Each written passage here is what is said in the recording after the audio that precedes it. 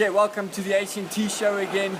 We are recording from Doppler Zero, for those of you that haven't seen it in the background here yet. It's a coffee shop.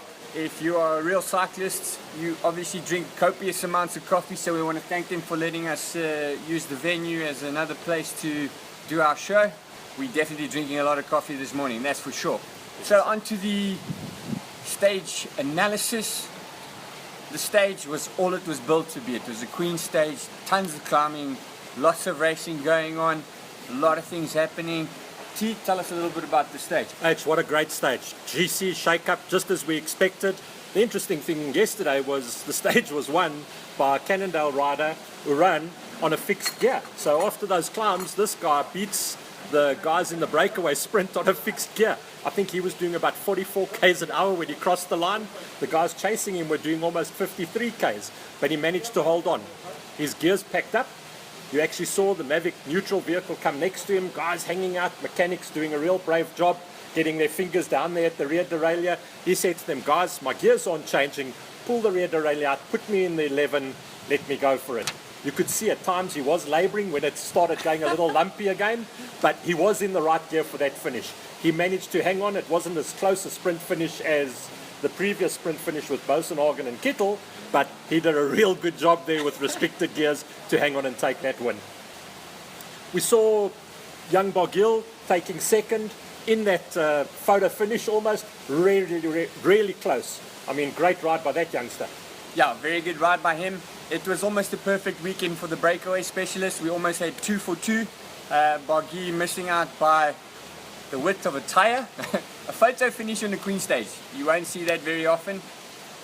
He managed again to change the King of the Mountains jersey up. So he went ahead in the road. He managed to pick up enough points to leapfrog Kalmajan, who was the previous day's winner, and at the same time take the most aggressive rider number. So again, the next stage after the rest day, we'll be looking at the King of the Mountains jersey with the red number, which I think is a really cool combination to have. So T, moving on from there, we've looked at the finish of the stage, which was quite interesting, but there was a couple of incidents in the race yesterday, and the first one I want to sort of bring to your attention is that part where Aru attacked and Froome had a mechanical. What happened there? That's crazy. It was clear to see that Froome put his hand up, Aru was sitting behind him, and Aru chose, well, you know, there's an issue here, I'm going up the road. That doesn't happen. It's one of those unwritten rules in cycling. You know what? The leader of the tour has a mechanical, you don't go and attack him. You'll notice that at a stage in the tour, a couple of the more elder statesmen, so to speak, Richie Porte being one of them, actually got onto the front, started showing with his hands, slow down, giving Froome the chance to get back. I thought it was a bit of a double blow there by that Astana team, because Aru attacked when Froome had a problem. They slowed it down. As Froome got back, Fuglsang from Astana attacked. You know that Froome's going to come back there. His boys are a bit spent. Let him recover, even if it's for 5 minutes. Let him recover. Not a damn. Astana straight away put the hammer down again. Astana made no friends yesterday. Yeah, so in a 3-week stage race like this, you don't want to be in a position where you've made enemies. Something goes wrong with one of your riders, I can guarantee you're not going to find help in the bunch. And that could prove to be actually a massive blow for them, should they ever find themselves in a bit of bad luck later on in this tour. H, a couple of horrendous crashes yesterday in the tour. I mean, when you first saw that initial crash with Porte and Dan Martin, you actually thought, oh no, please, this really looked bad. What resulted? Okay, so if you have a look at the video, it's there's no sort of malicious sort of riding, there's no dangerous sort of riding. That road is not, it's narrow, but it's not dangerous from a perspective of where you've got these blind sort of hairpin bends. That wasn't a blind hairpin bend, it was just a nice little winding bit of road. At the end of the day, those riders, the top riders in the world, they are going to ride themselves out of their skin.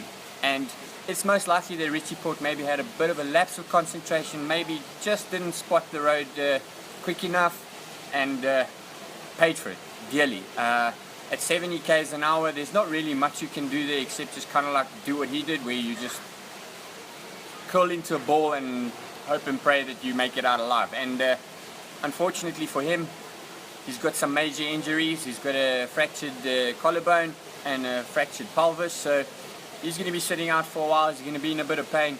Dan Martin. Damn it. That's something special. Eh? That's one hard Brit. He managed to get back on the bike and managed to consolidate the time that he lost, which is really amazing. And a good day for him at the end of the day. He's not out of the tour, so he's still in to fight a little bit longer. The other two guys that crashed yesterday, what about them? Well, one of them being G. Thomas. I don't know, he's definitely bought some real estate around the roads and stages of the tour. He's now out. Froome is going to miss him. He is the guy who's capable of doing a big job.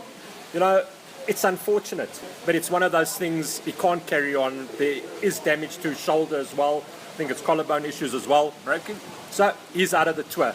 Just getting back to Dan Martin, the Brit, the Irishman. I'm sure all the potato farms in Ireland were cheering him on yesterday. How he got back, and talk about leaving skin on the side of a stage. They left a lot of skin on that stage. So yeah, Contador yesterday looking like a bit of a spent force.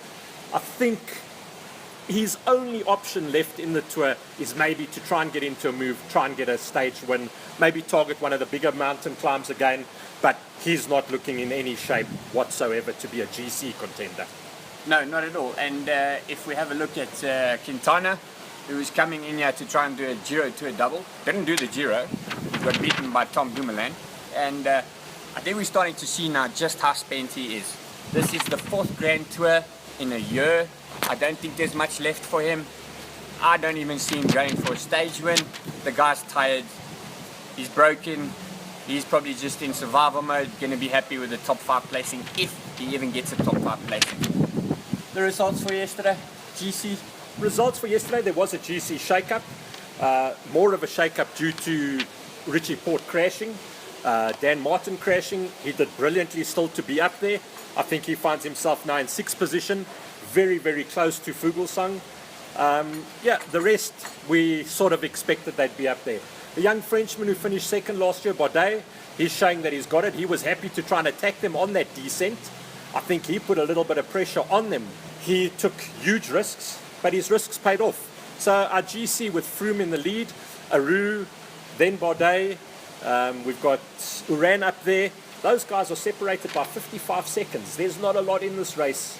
Today, a rest day, give the guys a chance to just recharge batteries. They won't all be off their bikes. Some of them will go and spend a good 2.5 hours just spinning the legs on their bicycles, riding around. They don't want those legs to go to sleep. Yeah. The body is under a bit of pressure and stress at the moment. They actually don't want to switch the motor off. So a rest day, we'll still see them doing a little bit of a tour around wherever they are staying. Cheers.